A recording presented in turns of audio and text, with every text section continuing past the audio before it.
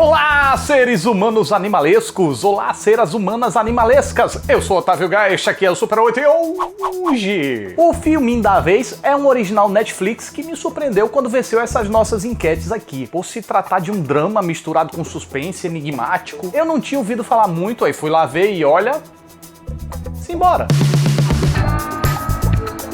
A noite é de lobo, será que eles compraram, ganharam ou roubaram? Se eu for um lobo, eu posso uivar de madrugada sem quebrar a lei do silêncio? Se um riponga bate palma pro pôr do sol, um lobo precisa bater palma pra lua enquanto uiva? Tudo isso e muito mais...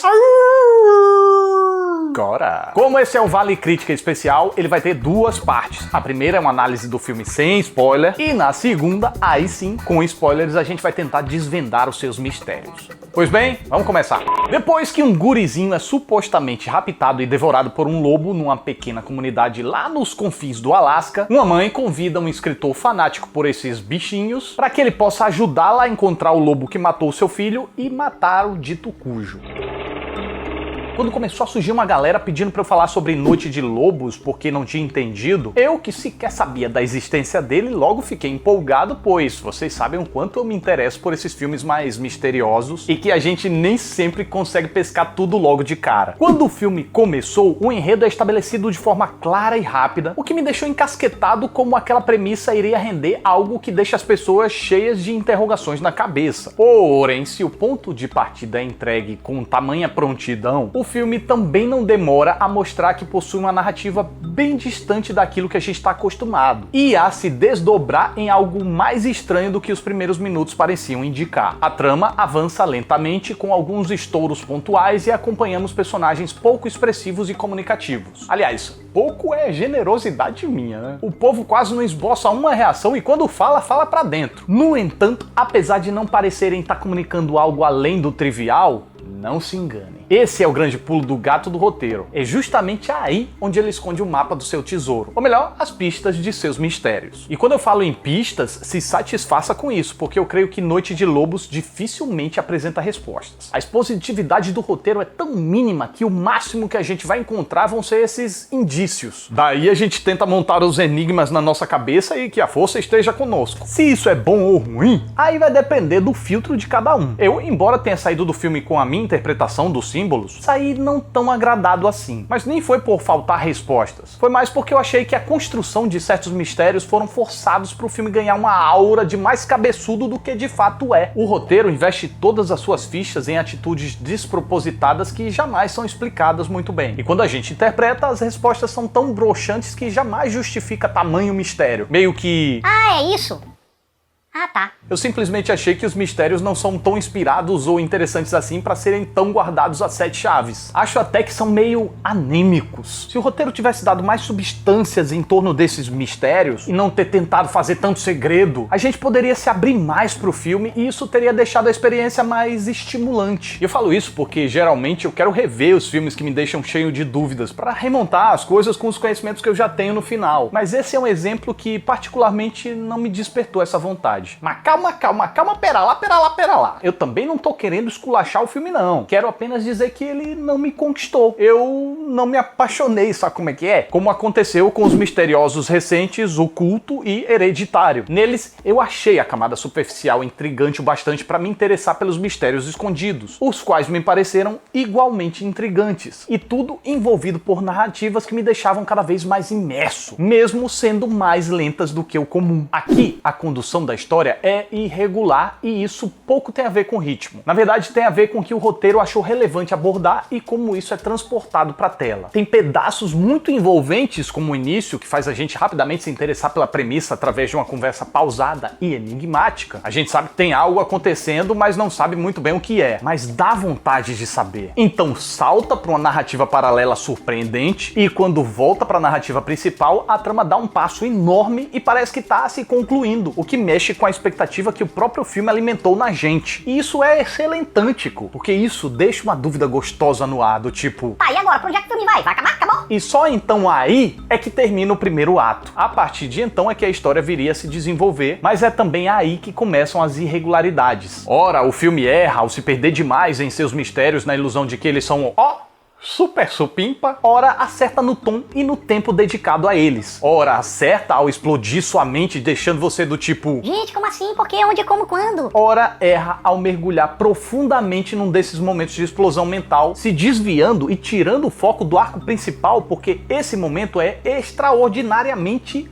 Uou! O problema não é que esse momento é ruim, pelo contrário, ele é muito bom, tenso, brutal e deixa a gente tão envolvido quanto pasmo. O problema é que justamente esse momento mais impactante e blamblante do filme podia ser facilmente destacado e não faria a menor diferença na história principal. Depois disso, a gente é obrigado a voltar ao foco principal, que embora tenha alguns bons momentos ainda, jamais consegue ser tão interessante, além de voltar a dar aquelas capengadas ocasionais. O filme fica ainda mais dependente de personagens praticando atitudes disparatadas e esse se torna o grande tema motor da trama. Se você se empolgar com isso, show pimpa! Você vai embora até o final de boaça. Agora, se isso não for o suficiente para te interessar, a segunda metade do filme e o seu empolga e murcha vão ser bastante cansativos. Sobre o elenco, com exceção dos personagens de Jamie Badge Dale e Jeffrey Wright, que tem um papel importantíssimo de não deixar a história fugir da realidade e puxá-la de volta através de múltiplas reações de incredulidade, o resto dos personagens não pode ajudar muito para deixar a parada mais emocional, porque precisa agir dentro do tom frio e sem vida que o filme pedia. Mesmo que o personagem do Alexander Skarsgård tenha fases distintas e uma trajetória interessante entre elas, esse percurso diz mais respeito ao seu senso moral do que à sua personalidade, que se mantém monocordicamente seca o tempo todo. Característica essa que é acertadamente refletida na fotografia, que, quando a céu aberto, é sempre mergulhada em cores que chegam a oprimir de tão frias e desaturadas, assim como o ambiente e boa parte dos personagens que ela retrata. Um gelo literal e metafórico que parece contaminar as pessoas daquela comunidade. Noite de Lobos não é um filme ruim, pelo contrário, é um filme que tem os seus valores, mas é também um filme que testa o nosso envolvimento. Parece que até tenta nos perder só para poder nos fisgar de volta, e faz isso constantemente durante toda a sua duração. O filme tem uma história simples, mas como parece se envergonhar disso, coloca seus personagens para falarem pouco e agirem de forma imprevisível e misteriosa para, quem sabe, deixar tudo mais confuso e assim complexo do que na verdade é. E agora fiquem com a minha interpretação dos mistérios do filme, então estejam preparados porque lá vem spoiler. O filme seria sobre esse lado animalesco do ser humano, sobre como ele consegue alcançar um nível tão brutal quanto indiferente, ou seja, como um animal selvagem, que pode ficar adormecido e as pessoas viverem normalmente, pouco sendo afetadas por essa condição, mas que pode ser trazido à tona por um gatilho forte como a morte de um filho, ou a depressão agravada por morar em um local inóspito, distante e sem graça pra caboches, convenhamos. Aqui no caso paralelo são os lobos, que não têm um senso moral apurado, capazes de devorar um filhotinho por causa de uma situação de estresse ou porque seria melhor para a alcateia. Inclusive, quando essa cena acontece, é o filme, na verdade, piscando o olho para você e já adiantando o que aconteceu na verdade. O lobo que matou a criança era, na verdade, o lado animal da mãe, que agiu por instinto. Porém, diferente de um lobo, ela tinha um senso moral do seu lado humano, que lhe tirava a paz pela atrocidade que havia cometido com o filho. Por isso que ela convidou o escritor / caçador para desmascará-la e caçá-la. Por isso, ela, pela Dex como um animal e usando a máscara de um lobo, buscou ser enforcada pelo escritor e se frustrou quando ele tirou a mão. Ela se desmascarou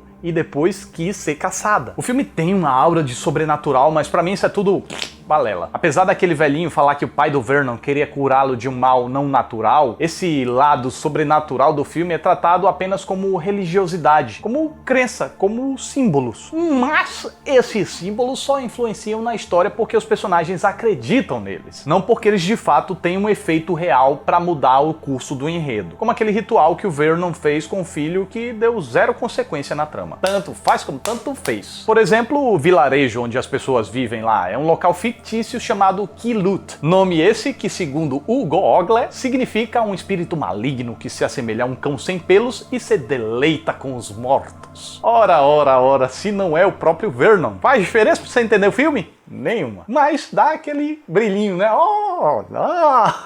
Sobre este cidadão, seu filho era sua bússola moral. Por mais que ele tivesse uma violência e uma frieza inata, ele tentava direcionar pro bem. Inclusive é assim que a gente é apresentado a ele. Ele tá lá na guerra, primeiro ele metralha os inimigos tudo, depois mata um de seus companheiros que estava estuprando um habitante local. Só que depois, quando ele percebe que perdeu o filho, ou seja, a sua bússola moral, seus valores éticos vão pro beleléu e ele passa a matar quem passa pela frente. Basta o santo não bater que ele...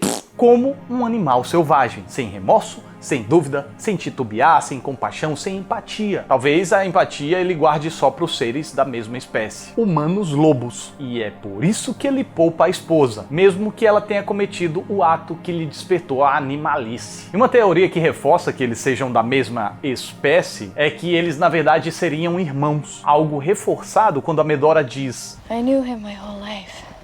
I don't have a memory he isn't in.